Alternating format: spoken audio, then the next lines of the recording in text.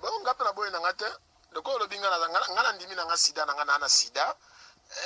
yo pe no nzano zanango soki to lo be na nga ko pesa nga cancer na nga mona ngoma be parce que pesa nga cancer o cancer ni mtezo boma bato sida ngo banda na zwango mote na kufa te na zanano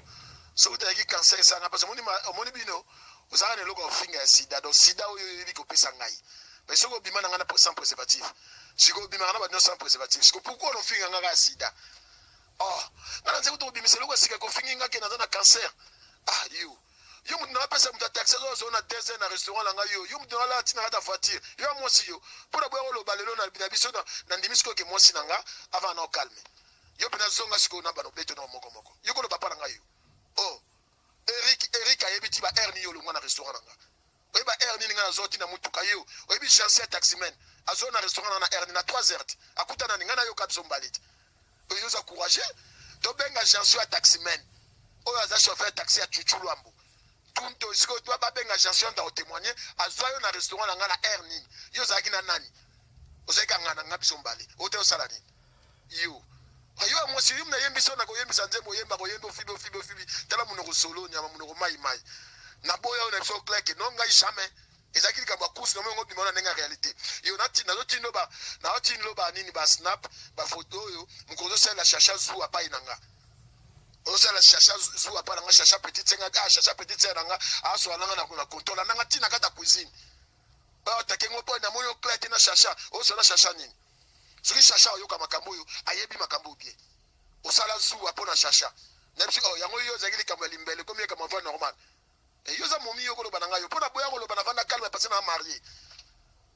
oya na mono za tina te moni ngaso ndanga toucha kota kota palais na chaka e contre mire oyoki doza fo petit nga kutu finga na onga ya problème tenga so lobino ke gwa na sida problème ezate moi si nga pesa nga sida problème ezate na ndimi na nga sida na za na sida na ndimi yango mais yo poza na sida pona siba yo sans préservatif nga kutu na siba yo ndo siba nga sans préservatif o matela nga yo moko sans préservatif yo ndo siba nga ngaiti po ba ya bazo yebi ta mosala ka guerre ya cover ozo bengo tsenga na circonférence na mbara de saint point na karna chuchulwambo mambo yo zolo balanga chuchulwambo aza peme na oyoka wa ma ile tenga za pona za mukolo na responsable na boyike nini na boyike mukile yeba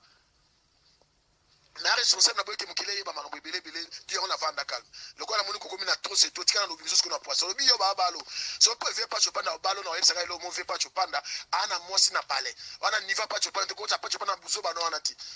ko cha pas chopanda buzo ba no wana te poza ndoki oza petit moko ya limbele yo mtolo papa nanga petite so mo na vanda calme na ngalo bate po yebi ngana jona ko lo bate mais tant qu'on misiko trop c'est trop les regarder le spicosco bien na biso ke yo au moins natuko zo limero na yo mutapesika limero na yo veperic mabungu donc ningo tinga ke ba ni tutu na zo ko za zoba yo ko lo balanga te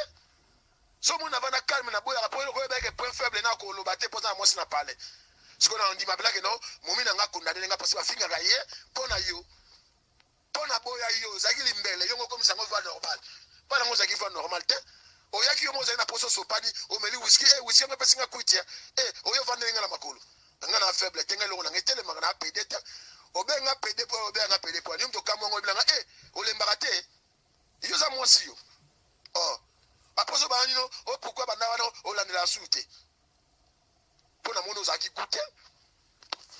na mono zaki goûter na continuer pe sute oye na peso mbongo ke na salon ya suki avant anniversaire mwana nga oya boye bakite mwasi na nga ye na zo 100 € na peso ke sa basuki lobi nango okesa deso na feta mwana ngo bandi ba guerre oyebi yo moko landanga na kati ya comptoir takenga pona chacha eta pecho pecha salite mwa pampa boya et puis na bwakisa tala wana niveau na ngati wana niveau mwasi na ngati soki sida na ndimi na sida donc yo poza na sida mais ngasi ko cancer ndimu na obanga soka sida sida ngana na nga bien na mina bakisi na nga santé za bien na sana na ndimi pe na sida donc yo pe misho zo na sida na kuna sida te na VIH parce que sida na kozane na za boyelelo te na VIH na VIH o pesa ngai donc biso mbaina yo to na VIH mais na c'est pas parce que moi c'est nga zo ngote po aza épargner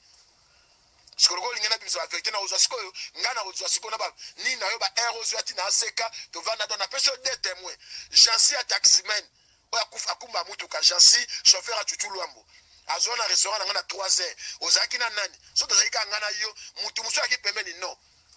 Jansi ya beta porte tutu bazwa yo doza zoba